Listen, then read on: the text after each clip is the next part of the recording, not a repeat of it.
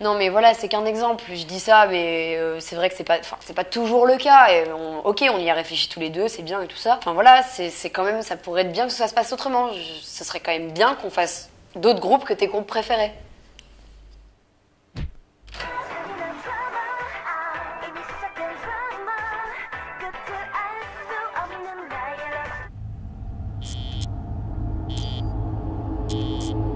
Je te jure que c'est pas moi!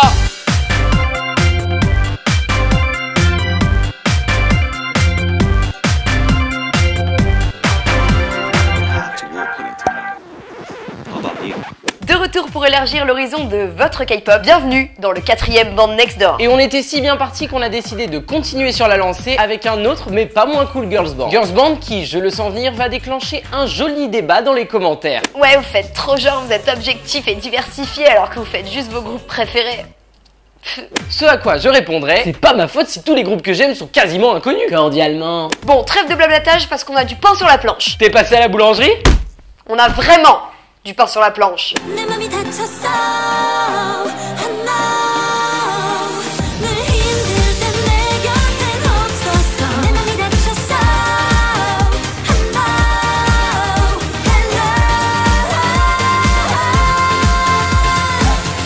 Alors oui, beaucoup d'entre vous ont sans doute déjà entendu cette bombe estivale que nous ont récemment pondu les Nine Muse.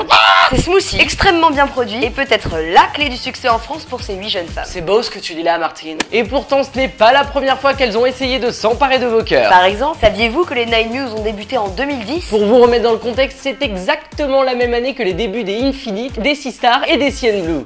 Si. Saviez-vous que les Nine Muse ont perdu plus de membres que les EXO? Est-ce que c'est réellement possible? Bref, Nine Muses, que nous prononcerons Nine Muse pour des raisons buccales, est un sujet plein de surprises que nous allons aborder avec vous. Et pour commencer, accrochez-vous, on retourne en 2010.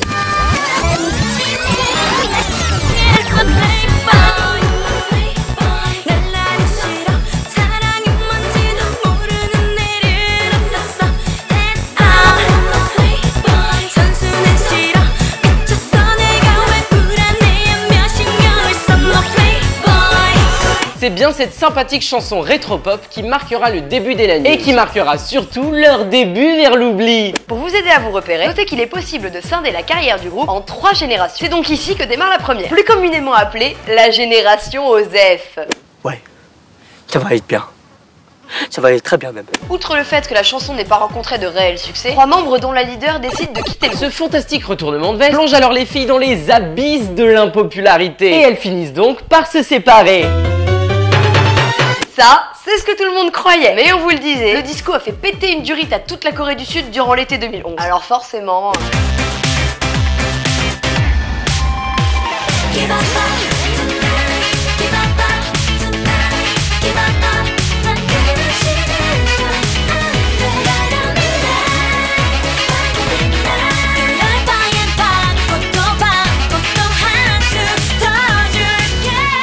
John Travolta sort de mon corps.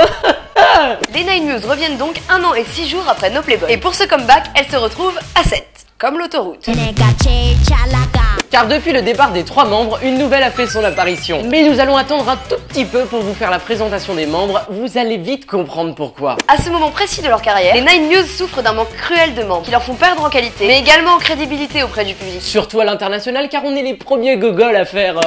Ils savent pas compter, XPTDR. Néanmoins, Figaro est plutôt bien accueilli avec son rétro original et recherché. Et on est bien loin d'un succès. 5 mois, une nouvelle membre et un pétage de câble plus tard, elles sortiront New, ainsi que Ticket 2 mois après, marquera la sortie de Sweet Rendez-vous, GG le français, leur premier mini-album. Et c'est là qu'on fait une pause.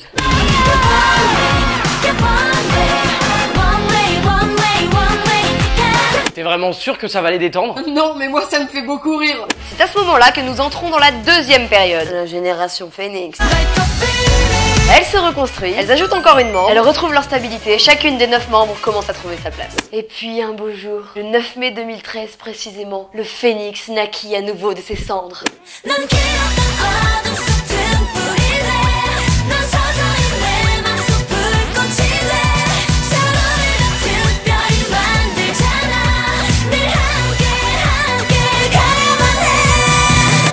1. Après un premier comeback à 9 membres avec l'énormissime chanson Dolls, les 9 muses reviennent avec Wild, une grosse bombe qui va annoncer à la Corée du Sud et au reste du monde que... Coucou, c'est nous. Et ça marche! Wild est la première chanson des Nine News qui fera un petit peu bouger les charts 3 ans après leur début. Et voilà, vous êtes donc prêts pour la présentation des membres.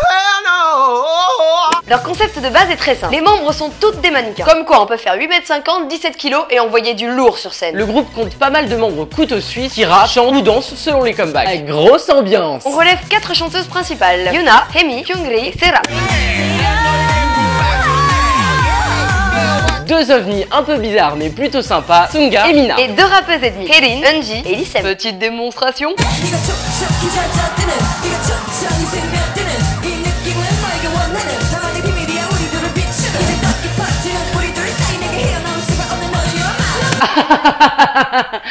Calmez-vous, elle est partie.